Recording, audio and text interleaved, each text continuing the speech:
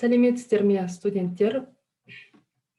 Бүгінгі дәрісті оқитын мен қазақ филологиясы және екінші шет тілі кафедрасының аға оқытушысы Жанұзақова Қарлығаш Қалдарқызы. Бүгінгі дәрісімізде біз Үмбетай жырау, Бұқар жырау, Қожаберген жырау, Шал ақын және Көтеш ақындарға тоқталатын боламыз. Үмбетай жырау қандай да болмасын ақындығы, жазушыны зерттеу, тану үшін ең алдымен оның атын білу керек. Ақынның небәрі 5-6 әріптен құралған есімін дұрыстап оқи алмай тұрып, оның творчествосы төңірегінде пікір қозғауға талпынсақ, қайда барып шықпақпыз. Біз өткен тарауда Шалкиіздің ғайыптан шәлкезге айналып кеткені жайлы айтқан едік. Бұл қазақ әдебиетінің тарихындағы жалқы оқиға емес. Шалкиізбен салыстырғанда күні кеше ғана өткен Үмбетай жырау да өзінің ұлы ұстазының кебін құшыпты. Кейбір зерттеушілердің еркімен оның есімі Үмітайға айналдырылды. Үмітай әйел аты екенін еске алсақ, бұл түзетудің сорақылығы тіпті айқындала түседі. Үмбетайдың Үмітайға қалай айналып кеткенін түсіндіру қиын. Бізге белгілі мәліметтердің бәрінде де жыраудың Бөгенбай өлімін Абылайға естірту жырының үзіндісі басылған Таң журналында да, Әдебиет институтының қолжазба қорындағы шығармаларында да Үмбетай деп жазылған. Жыраудың философиялық, дидактикалық сарынды толғау жырлары сақталмаған. Біздің түсінігіміздегі Үмбетай бейнесі Бөгенбай батырдың есімімен байланысты. Жыраудың даңқын шығарғанда осы туындылары. Үмбетайдың Бөгенбайға қатысты 2 ұзақ жыры бар. Мұның біріншісі Бөгенбайды жоқтауы да, екіншісі Бөгенбай өлімін Абылай ханға естіртуі. Қанжығалы Бөгенбай батырдың аты кімге болмасын жақсы таныс. Ол жоңғарға қарсы күрестің қаһарманы, әуелетті батыр, атақты қолбасы, еліне еткен қызметі арқасында жұрт сүйіктісіне айналған қазақ халқының ардагер ұлдарының бірі.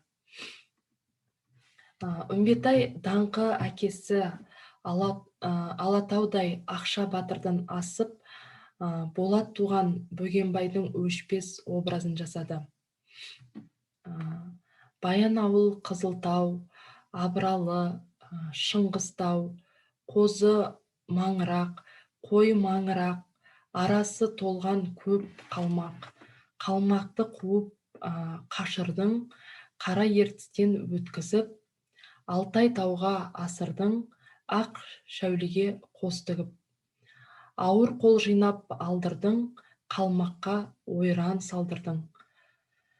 Қабанбай мен Бөгенбай арғын менен Найманға қоныс қылып қалдырдың. Үмбетай тынысы кең жырау. Оның өз жырларында ел тұрмысы үшін маңызды мәселелерді көтеріп, жауды мұқатқан батырлардың ерлігін мадақтап отырғандығы көрінеді. Үмбетай шығармалары форма жағынан алғанда бай болғанымен аса көркем келді. Жыраудың ұйқасқа ерекше көңіл бөлгендігі аңғарылады. Өлең жолдары көбіне 3 буыннан үйлеседі. Келесі бізде Бұқар жырау Қалқаманұлы. Бұқар жырау 1668 жылы Баянауыл өңірінде Қалқаман батырдың отбасында дүниеге келген.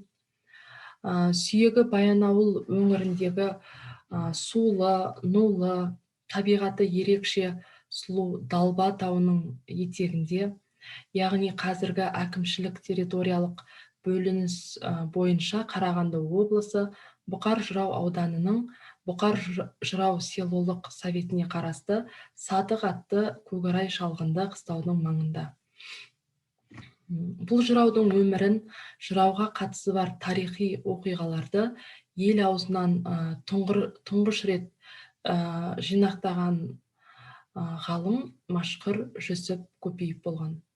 Машқұр Жүсіп 1905 жылдары өзінің байырғы мекені Ақбеттаудан көшіп, Ақкелін Далбаға барған.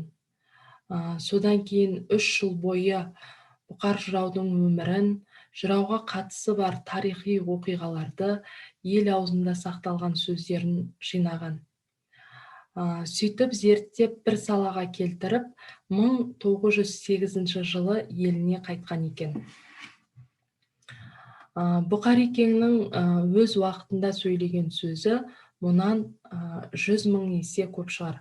Бізге келіп жеткені тек тамшысы ғана. Біреуден біреу ауызша айтумен ұғынып, жаттап алып, есте қалғаны ғана деп жазады Машқұр Жүсіп. Ол орта жүз арғындағы Төртуыл Қаржас алтын торыдан шыққан Қалқаман батырдың баласы Бұқар жырау атанған қария 93 жасында Абылай ханның алдында жыр толғаған. Өз заманындағы жандар бұл кісіні көмекей әулие деседі екен. Ұлы бабаның бірнеше толғауларын жазып алған.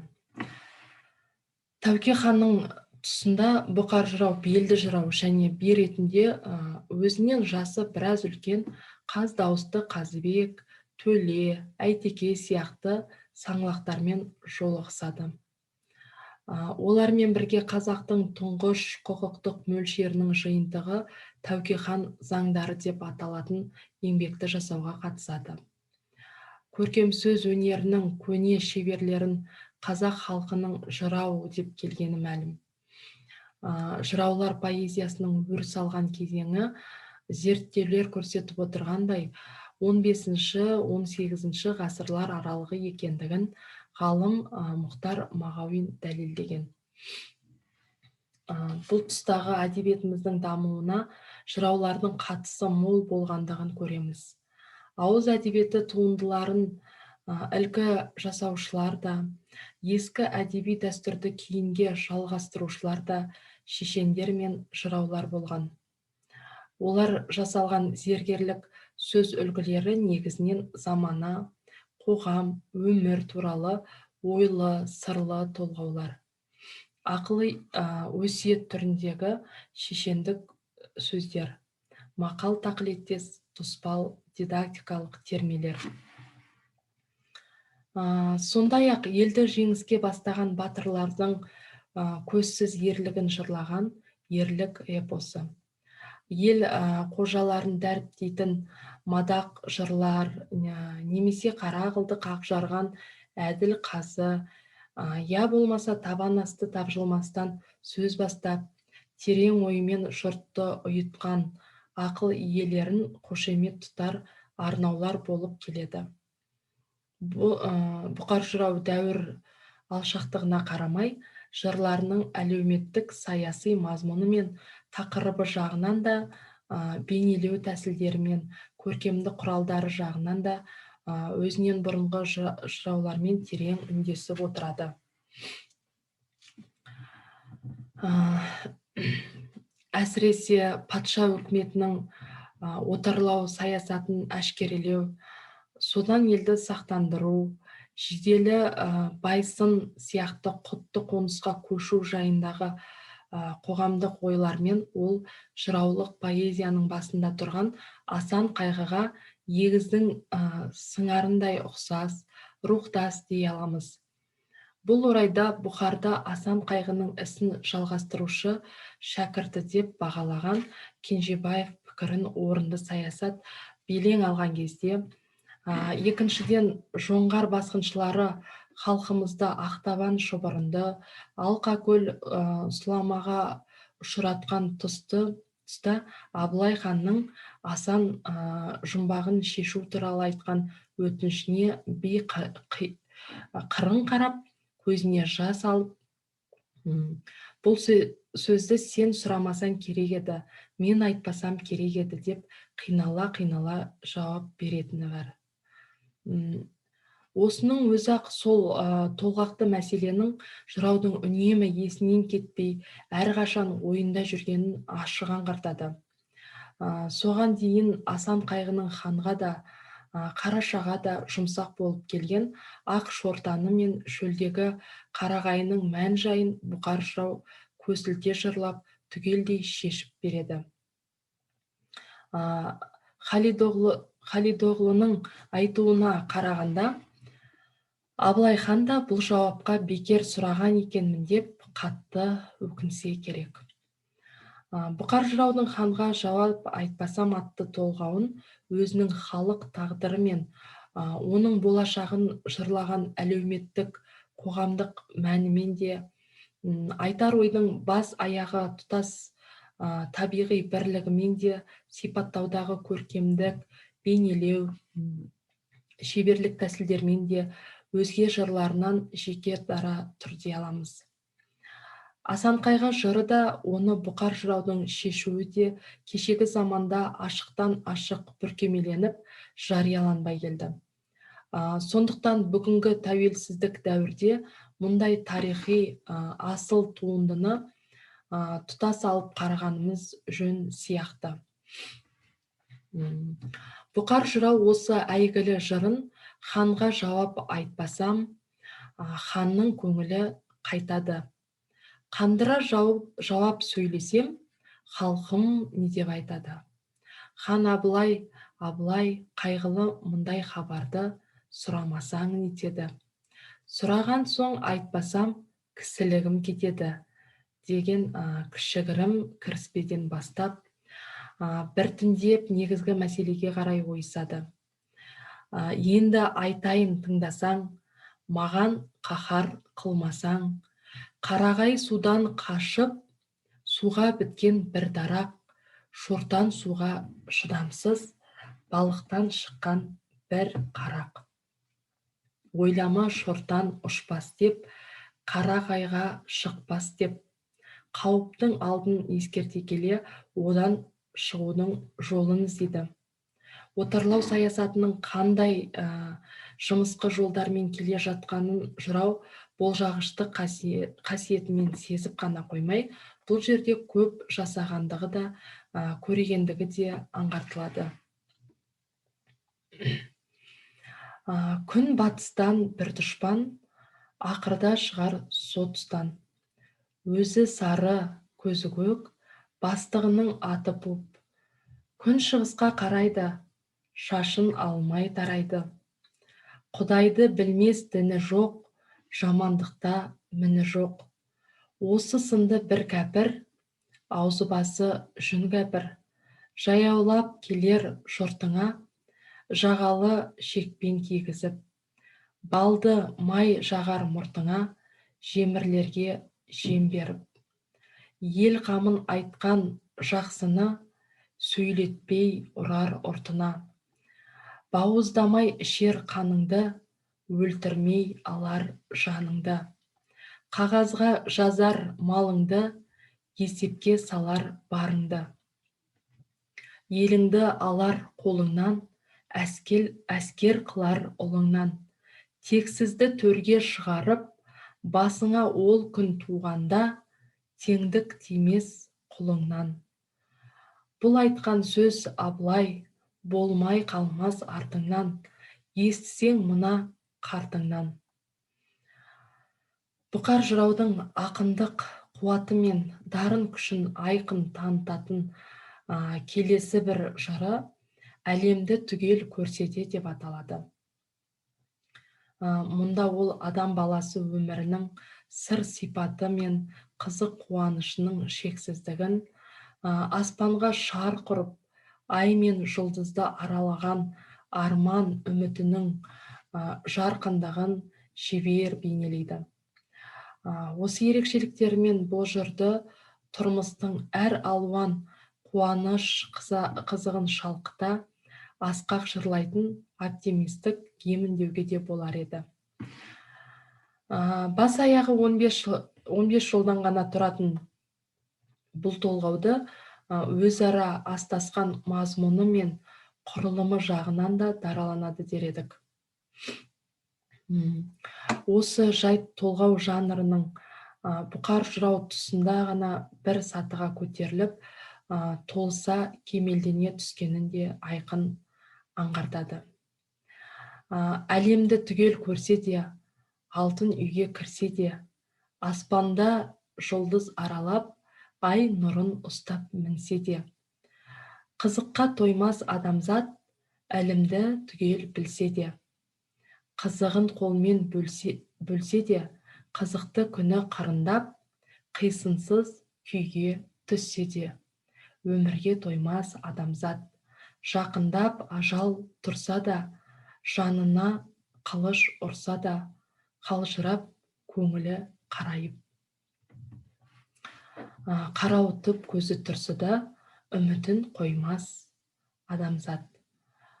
Бұқар жырау өзінің кейбір толғауларында атап айтқанда бұл үйрек көнеден келе жатқан ескі дәстүрді бұзып, жаңаша үлгі, жаңаша сурет бейнелермен табиғат лирикасының тамаша үлгісін танытады. Көне жыраулық поэзия көбінесе өз алдына дербес, жекелеген ойларға құрылған жолдардың жиынтығы болып келетінін ескерсек, бұқар жырау осы дәстүрді сақтай отырып, жаңашыл ізденістерге барды. Ғалым Мұхтар Мағауиннің сөзімен айтқанда, алайда заманның озықтығы қазақ әдебиетінің ескімен салыстырғанда бір шама өскендігі, өзінің зор таланты, тереңдігі бұқарды жекелеген реттерде көне сүрлеуден шығарып жіберіп отырды.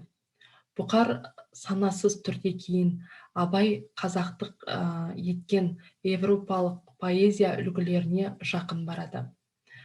Ұлы жыраудың қоғамдық саяси көзқарасы қазақ қоғамын жан жақтан жау қысқан күрделі кезеңіндегі алған бетінен қайтпайтын бір жақты бағытымен айқындалады. Жыраулық поэзияға тән ауқымды салыстырмалы ойлау үнемі бейбіт мәмілегерлік бағытты ұстанып отыруы, адам баласына жақсылық тілеу сияқты көзқарастарымен ұлы жырау бүкіл адамзаттық құндылықтарды насихаттаған гуманист ретінде де танылады. Жырау шығармашылығын қай қырынан алып қарасақ та, әділдік, турашылдық, тереңнен толғайтын тума, тұнықтық болмысынан ауытқымайды. Күн өткен сайын ұлы жыраудың артында қалған мол мұрасын тереңірек түсініп, бойымызға сіңіріп, жас ұрпақ тәрбиелеуде хал қадірімізше игере беретіндігіміз қаншалықты айқын болса, Бұқар жырау бабамыздың да сол ұрпағымен мәңгілік бірге жасай беретіндігі соншалықты айқын. Келесі Қожаберген жырау Көтеш ақын. Орта жүз Ашамайлы Керейдің көшебе руының Таузар тайпасынан шыққан атақты батыр, әйгілі суырып салма ақын Қожаберген жыраудың есімі ежелден еліне белгілі болғанымен, соңғы уақыттарға шейін түрлі себептермен әдебиет тарихына енбей, қаға беріс қалып келді. Солтүстік Қазақстан жерінде Гүлтөбе Маманайды дүниеге келген әйгілі Толыбай сыншының кенже ұлы. Бала кезден нағашылары Жалаңтөс батыр ұрпақтарының қолында болып, Үргеніш, Бұқара, Самарқанның медреселерінде оқиды. имам атағын алады. 13 жастан өлең шығарды. Аңыз әңгімелерді қисса дастанға айналдырып жыр етеді. Қожаберген араб, парсы, тағы да басқа тілдерді жетік білген. Әз Тәукенің сенімді елшілерінің бірі болған. Саяси, қоғамдық, елдің ішкі, сыртқы шаруасына көп араласқан. Қожабергеннің ата тек, баба тіл, жеті жарға, ер көкше, еңсегей бойлы ер есім, Қабанбай батыр, Асан ата, ер қосай, ер Жәнібек, Қорқыт баба, ер едіге, орақ батыр, тағы басқа төлтума немесе қайталап жырлаған қисса дастандарын болған жазушы Әбутәлип атап айтады. Елімай өлеңімен жазылған тарихи шежіре баба тіл, ата тек дастандарында жырау қазақ шежіресіне, халықтың тарихына бойлайды. Жеті жарғы Әз Тәукеге арналған. Қожабергеннің халыққа тараған әйгілі күйлері де болған. Жырау көз көрген жайды баяндайды. Елімай дастанында қасіретті ошақтың ұлы зары, шер мұңы, көз көрген ел үшін, жер үшін, халқымен бірге күрескен ұлы жыраудың түйін тұжырым таразы бағасымен беріледі. Елімай 7 бөлімнен тұратын 3683 шумақ, яғни 14732 жол өлең. Бізге жеткені соның 2000 жолдайы ғана. Шығармада сол ақтабан өткен тұстағы елдің сыртқы, ішкі жағдайы, соғыстың басталуы, беталысы баяндалады. Сыбдыр аптан Қытай мен орыстың белгілерін жалдап, 5 жыл ескерін жаңа қарумен соғысуға, жалпы соғыс өнеріне мықтап үйретеді. Болмаса қалмаққа өнер қайдан келсін, тетігін зор мылтықтың қайдан білсін, осындай мол жабдықпен келіп шапты, дегенде қайратымды қазақ өрсін. Қырғызып қазақтарды қалмақтарға орыстар қамалдарын салып жатты. Дастанда сол кездегі қазақ мемлекетінің ішкі, сыртқы жағдайы айқын көрінеді. Жау болды ағайын, ел естек бізге, жасады ол да жорық елімізге. Қоқанда күнгей беттен қоқаңдайды, соқтықпақ ойғыр, қырғыз тағы бізге. Мұсылман көмектеспей мұсылманға, бермеді қару жәрдем қысылғанда.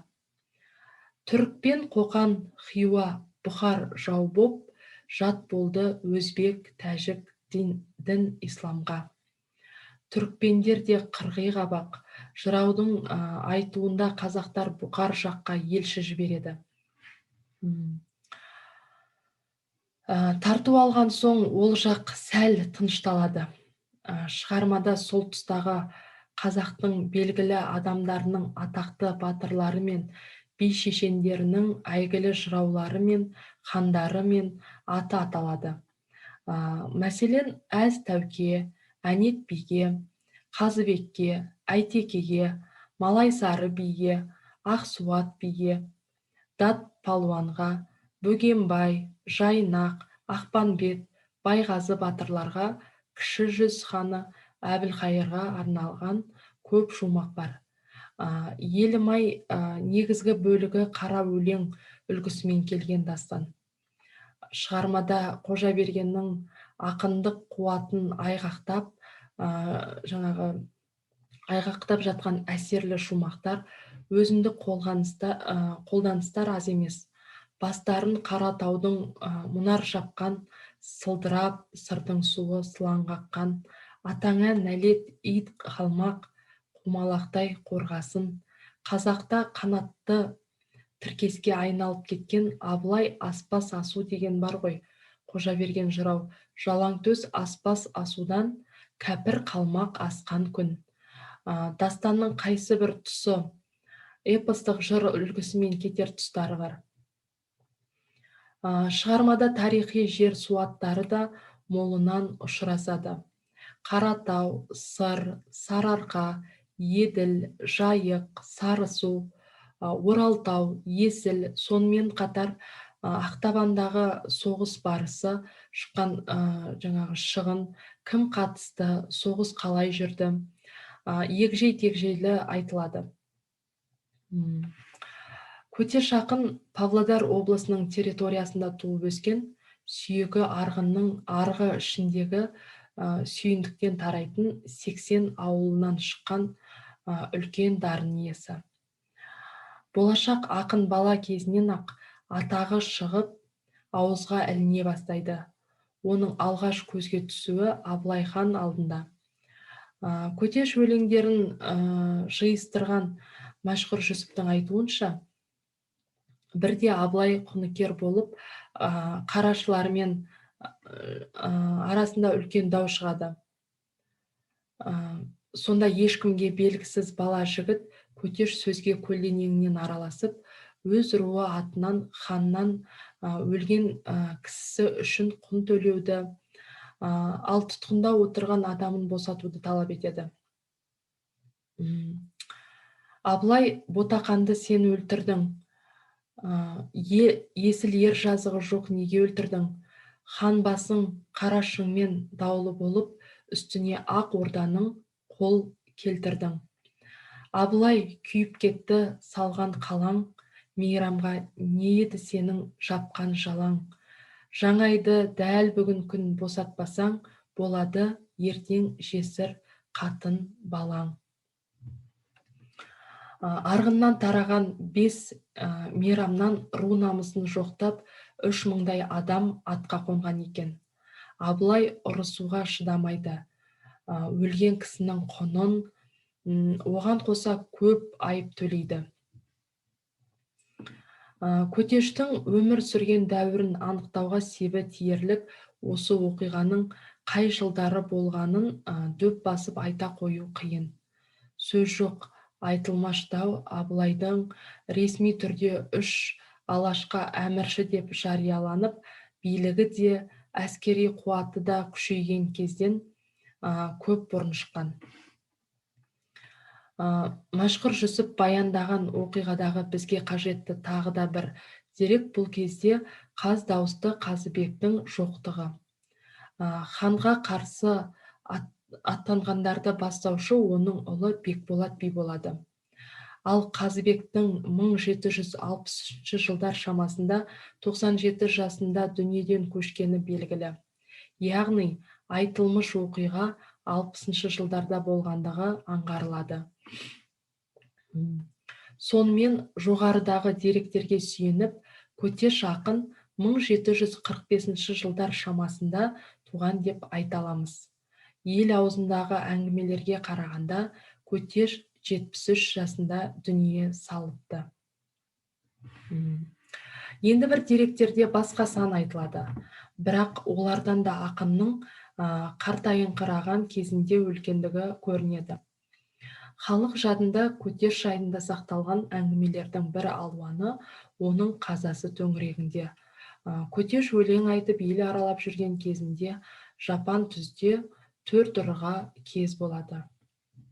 Ұрылар аударып атын алып, енді өзін өлтіргелі жатқанда қарт ақынның жолыңды айт, ей 4 жігіт, ел болғайсың, 4-еуің көк байталға тең болғайсың. Кінәсі жоқ Көтешті тонап алып, айдабол мен күлікке жем болғайсың деген бір ауыз өлең айтуға ғана шамасы келіпті. Кейін 80 елі Көтешке іздеу салады. Іздеушілер бір ауылда балалардың осы өлеңді айтып жүргенін естіп, сол арқылы айыпкерлерді табады. Көтештің руы ақындарының өлімі үшін құн даулап алыпты. Енді бір әңгіменің айтуынша, Көтеш айтысқа түсіп жүрген кезінде бір руды оның басты адамдарын қатты сөгіп жамандаған екен. Кейін сол жаққа бара қалғанда, сол елдің байларының бірі ақынды ұстатып алып, өлесі қылып сабап, байлатып қойыпты. Көтештің қазасы осы жолы болған екен. Ақынның байлаулы тұрғанда айтқан өлеңі былай деп басталады. Алдымнан 6 пышық анталады, тілге келмей біреуі балталады. Осы аурудан сірә жан қалмас білем, балтасы тиген жері қанталады. Елінен шыққан іздеушілер көтешті кімдер өлтіргенін осы өлең бойынша табады. Қондаулап, ердің өз басы 100 жылқы, өнері 100 жылқы деп 200 жылқы алыпты. Сонымен көтештің өлімі хақындағы әңгімелер бірақ нәрсеге саяды. Ол ақынның кісі қолынан өлуі, көтеш импровизатор. Халқымыздың әдеми мұралары жайында құнды еңбектер қалдырған. Алекторов өзінің бір мақаласында импровизаторлар жайында айта келіп, олардың ақындық қуатына, өлең шығарғыштық қабілетіне таңырқайды. Қазақ ақындары кез келген тақырыпқа ешқандай алдын ала дайындықсыз табан аузында өлең шығарып айта береді дейді. Ол Ысмайылов. Әртүрлі тақырыпқа бөгелместен қолма-қол өлең жыр айту жүйрік ақынның бір белгісі. Қазақ ақындарының ежелгі салтында жылдам, бөгетсіз, тыңнан өлең шығарып айта білмегенді күшті ақын деп танымайтын. Осы тұрғыдан алғанда көтеш таза ақын түсінігіндегі ақын және күшті ақын. Көтештің бізге жеткен өлеңдері түгелдей жаңағы экспортпен айтылған шығармалар. Көтеш кез келген нәрсені өлеңге айналдыра алатын ақын және күй талғамайтын жүйрік. Бір жаңа жұртқа қонғанда азғана қойы түнде қотанда жатпай өре береді. Сонда көтеш қойларына арнап былай жырлайды. Қойым-ау, кел қойсаңшы өргеніңді, мен айтамын көзіммен көргенімді. Құйрығыңды бір ит құс алып кетсе, сен онан ала алмайсың бергеніңді. Өлеңге бөгелмейтін тапқыр көтеш өз заманында талай айтыстарға да түсіп жүрген. Шал мен екеуі бізге белгілі айтыс ақындарының ішіндегі ең көнелері. Алайда көтештің айтыстарының дені сақталмаған, ал сақталғандары негізінен бірер ауыздан ғана келетін қақпа сөздер. Көтештің біздің заманымызға жеткен айтыстарының ішіндегі ең көлемдісі оның арсыз қызбен айтысы. Қыпшақта ақындығымен ғана емес, өлеңде тұрпайы сөйлеумен де даңқы шығып, арсыз атанған ақын қыз болған екен. Сол қыз бір тойда бірінен соң бірімен айтысып, қатарынан 9 жігітті жеңеді. Содан соң қарсылық білдіргеніне қарамастан, жұрт қызбен айтыстыруға көтешті алып барады. Көтеш есіктен аттамастан ақ, қыз оның сақалының ағына қарамай, қызарған екі көзі маймылдай шал, тұсыма қайдан менің кезім келді деп бастайды сөзді. Көтеш дөрекі жауап береді. Қыз да өткір сөздер табалады. Енді көтеш одан да асып түседі. Айтыс өстіп дами береді. Екі жақ өзара балағаттасуға бармайды, бірақ одан әлдеқайда тұрпайы сөздерге келіседі. Әйел мен еркектің дене мүшесінен, олардың қимыл әрекетіне айтылмаған ештеңе қалмайды. Көтеш өлеңдерін жинастырған Мәшһүр Жүсіп айтысты аяғына дейін жазып шығуға төзімі жетпей, мылжыңдай беріп не қылайын, ақыры алжыған шал жеңеді ғой деп аяқтайды сөзін. Көтештің арсыз қызбен қағысы ескі айтыста бейпіл сөздің үлгісі. оның әбден ескерткіш ретінде ешқандай да маңызы жоқ екендігін айтып жатудың өзі артық. Көтеш өлеңді кез келген жерде айтып тастап жүре берген. Осы сөздің толық мағынасындағы импровизатор ақын болды дедік. Сондықтан да оның аузынан шыққан жырлардың дені ұмытылған. Алайда біздің дәуірімізге жеткен шығармаларынан ақ Көтештің 18 ғасырдағы қазақ әдебиетінде өзіндік орны бар ақын екендігі көрінеді. Келесі біздің тоқталатынымыз Шал ақын. Шал ақын Құлекеұлы. Қазақ әдебиетіне қатысты мақалаларының бірінде Шоқан менің бабам Абылай ханның замандасы, арғын атығай ішінде Бәйімбет табынан шыққан шал ақын қазақ халқының тегі. Қазақ халқын құраған рулар жайлы аңыздарды жинақтап, тамаша эпос жасады дейді. Осы аз ғана сөздерден ақ шалдың өз дәуірінің даналығын бойына сіңірген кең тынысты, қуатты ақын болғандығы аңғарылады. Шал ақын аталып кеткен Тілеуке Құлекеұлы қазіргі Көкшетау облысының территориясындағы Азат теміржол станциясының төңірегінде дүниеге келеді. Шалдың шешесі Ұлы Жүзде ханнан кем қадірленбеген атақты Үйсін Төле бидің қызы екен.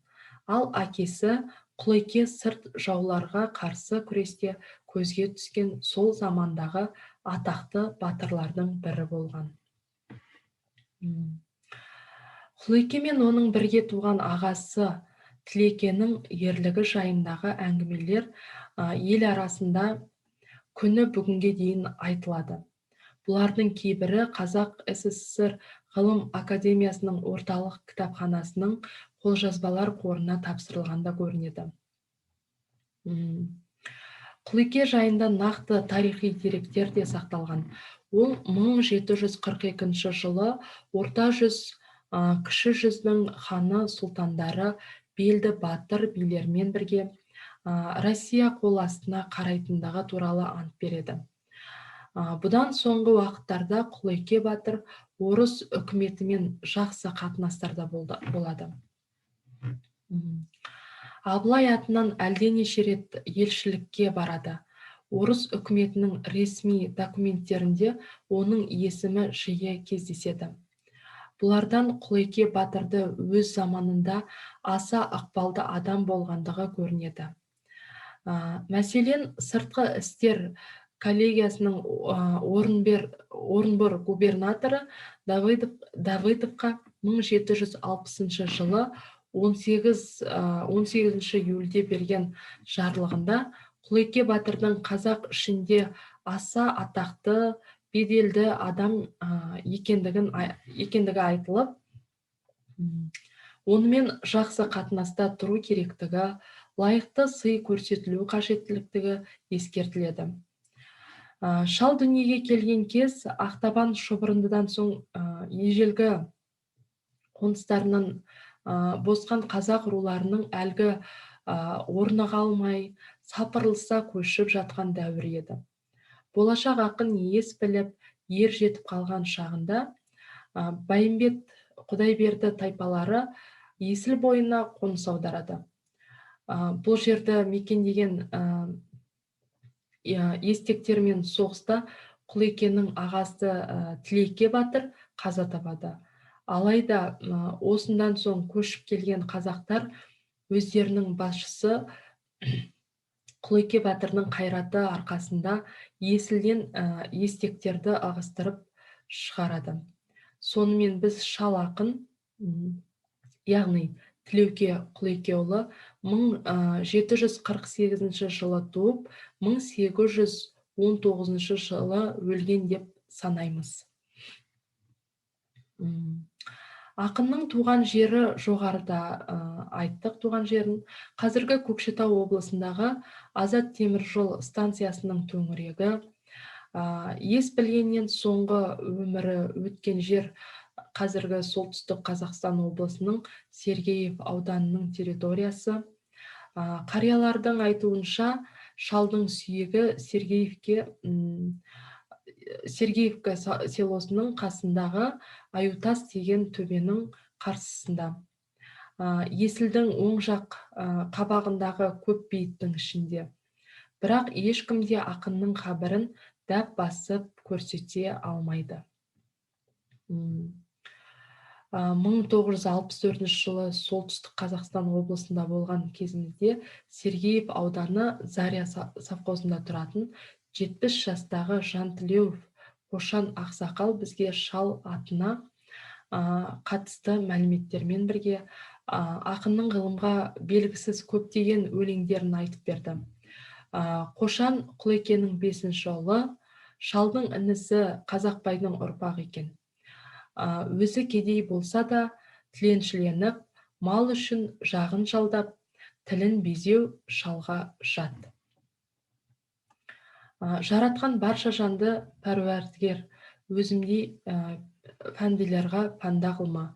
Шал тіпті байлық, малдылық қажет деп те есептемейді. Мал дүние қоңыз адамға қадірлі, ақынның бір басына 2 шекті домбыра жетеді. Және өлмес қорек болса жарайды. Мың жылқылы байлардан несі кейін оразасын үйінен ашқан кісі. Сондықтан да шал өз өмірінде малдыға көз сүзбей, биліктіге бас ұрмай кеткен. Әрине, мұндай өр адам жалынуды да, жағынуды да білмейді. 15-інде төресінің бетіне тайсалмай, тура қарап, көңіліндегі сөзін айтып салған. Шал өмір бойы өз дегенімен жүріп өткен, жаңағы кез келген жерге ешкімнен именіп тілін тартқан емес. Бір дауда Абылай хан төңірегіндегі белді билердің бірі Күлен шешенге 4 ауылдың бір биі Күлен шешен, төреңізді тура бер, Құдай десең, өлсеңде қабірінде тек жатпайсың, төре беріп біреуден пара жесең дейді екен. Біздің осымен дәрісіміз тамам. Зейін қойып тыңдағандарыңыз үшін рахмет.